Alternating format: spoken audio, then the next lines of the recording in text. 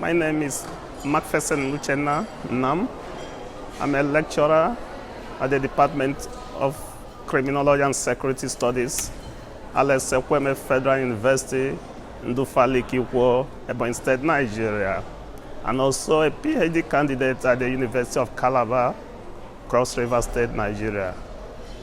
I presented my paper yesterday titled Federal Government and Resurgence of Biafra Separatist Agitation in the Southeast Nigeria.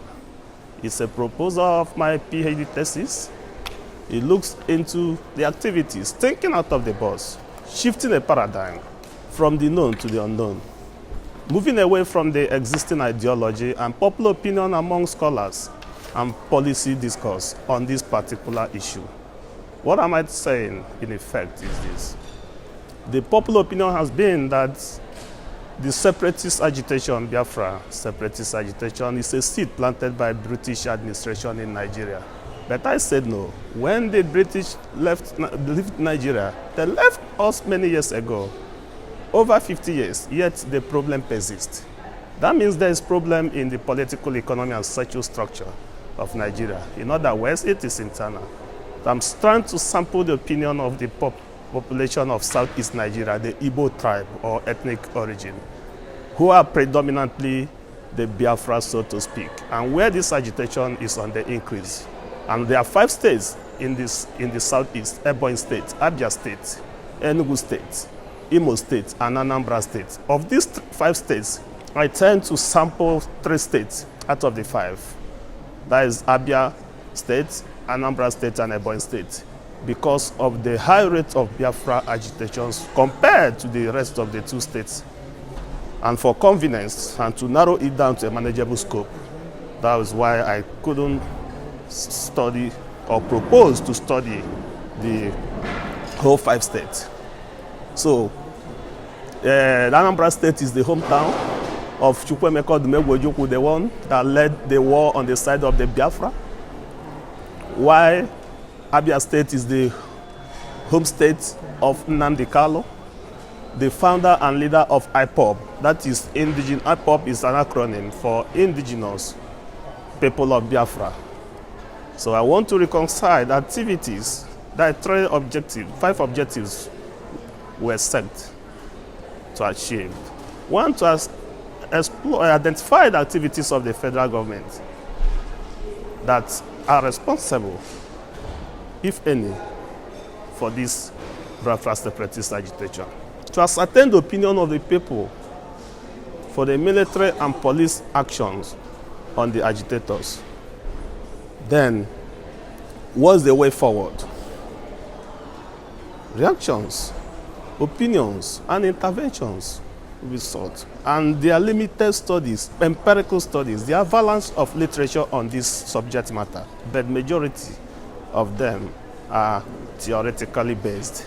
So we need to explore this, contribute more to the few existing empirical studies on this. In other words, what I'm saying in effect is that we've not really, there's the scholarship on this is far comparative, it offers far comparative scholarship on this area that will stand to direct the path for proper dissection of the problem and to make way forward. What is the preventive mechanism? What is the control measure? It is the people, through the both quantitative and qualitative techniques, that will determine. The quantitative, we sample 1,200 respondents' opinion, while the qualitative, we go by 30 respondents from among the group, the known group, that is the MASOB. MASOB is an acronym for Movement for the Actualization of the Sovereign State of Biafra.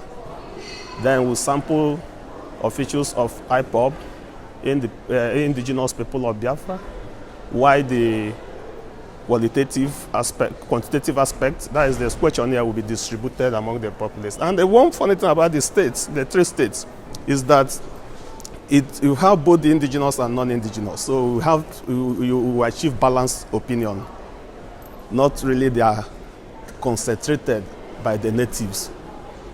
Yes. And some of them may not be strong enough to take to the streets because of their level of education and exposure.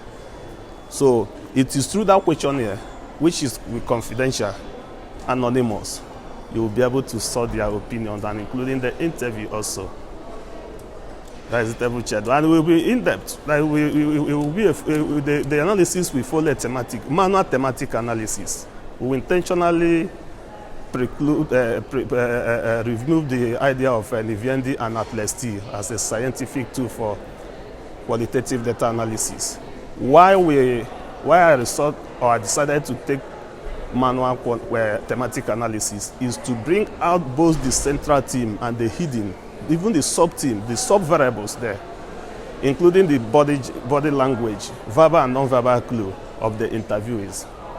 You transcribe some written in original context and verbatim quotes of the interviews, though transcribed for wider audience and for people, for broad-based understanding, especially for people who are not from the Southeast Nigeria, that is the Igbo ethnic group, or Nigeria.